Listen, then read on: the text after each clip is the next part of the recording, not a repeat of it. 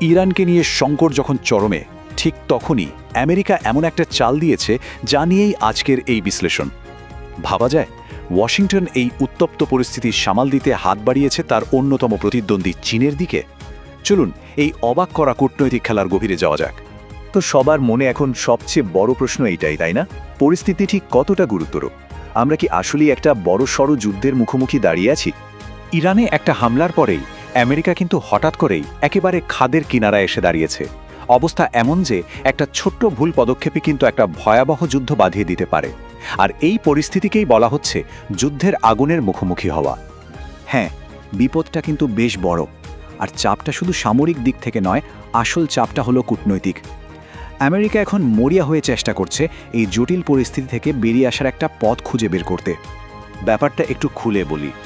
একদিকে যুদ্ধের ভয় দিন দিন বাড়ছে, অন্যদিকে আমেরিকার ওপর আন্তর্জাতিক চাপও বাড়ছে। ওরা ভেবেছিল পাকিস্তানকে দিয়ে কিছু একটা করা যাবে, কিন্তু না, সেই চেষ্টাও কাজে আসেনি। এর ফলে ওয়াশিংটন যেন একটা কূটনৈতিক অচলাবস্থার মধ্যে আটকে গেছে। আর ঠিক এইখানেই গল্পের আসল মোড়টা। যখন প্রায় সব দরজা বন্ধ, তখন প্রেসিডেন্ট ট্রাম্প এমন একজনের দিকে সাহায্যের জন্য হাত বাড়ালেন যা অনেকেই কল্পনাও করেন। আর সে হলো ইরানেরই অন্যতম প্রধান বন্ধু চীন। প্রেসিডেন্ট ট্রাম্পের এই কথাটা একবার খেয়াল করুন। এর মধ্যে কিন্তু একই সাথে আশা আর হতাশা দুটোই লুকিয়ে আছে। মানে একদিকে উনি চীনের উপর ভরসা করছেন, আবার অন্যদিকে একটু অভিমানের সুরও আছে, তাই না? উনি বলতে চাইছেন চীন যতটা করতে পারত ততটা করছে না। কিন্তু আমেরিকা ঠিক কি চায় চীনের কাছে? তারা চায় চীন যেন আর দর্শক হয়ে বসে না থাকে।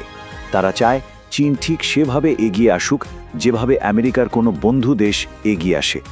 ব্যাপারটা অদ্ভুত শোনালেও এর কারণ হলো এই সমস্যাটা এখন আর শুধু ইরান আমেরিকার মধ্যে নেই, এটা পুরো বিশ্বের শান্তির জন্য একটা হুমকি হয়ে দাঁড়িয়েছে। তো প্রশ্ন হলো, চীন কেন এত গুরুত্বপূর্ণ হয়ে উঠল?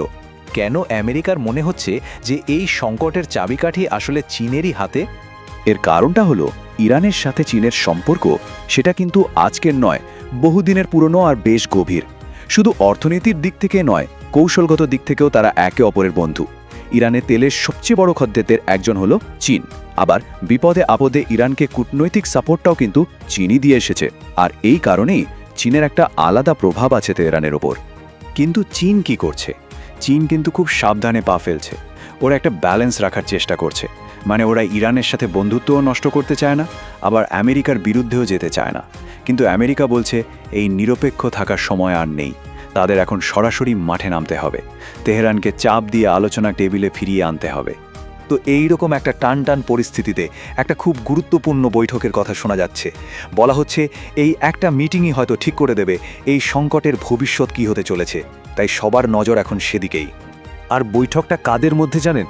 সরাসরি আমেরিকার প্রেসিডেন্ট ডোনাল্ড ট্রাম্প আর চীনের প্রেসিডেন্ট শি জিনপিংয়ের মধ্যে। বিশ্লেষকরা তো এক কথায় বলছেন এই বৈঠকের প্রধান আলোচ্য বিষয় একটাই হতে চলেছে, ইরান সংকট। আর তার তারিখও ঠিক হয়ে গেছে। আগামী 14ই মে বেইজিংয়ে বসছে এই হাই প্রোফাইল মিটিং। ভাবুন তো, একটা দিন, একটা বৈঠক, যার ওপর হয়তো ঝুলে আছে পুরো মধ্যপ্রাচ্যের ভাগ্য, আর হয়তো একটা সম্ভাব্য যুদ্ধের গতি প্রকৃতিও। তাহলে সবশেষে আমরা এসে দাঁড়ালাম সেই আসল প্রশ্নের মুখে, যুদ্ধ নাকি শান্তি? কারণ এখন পথ খোলা আছে মাত্র দুটোই।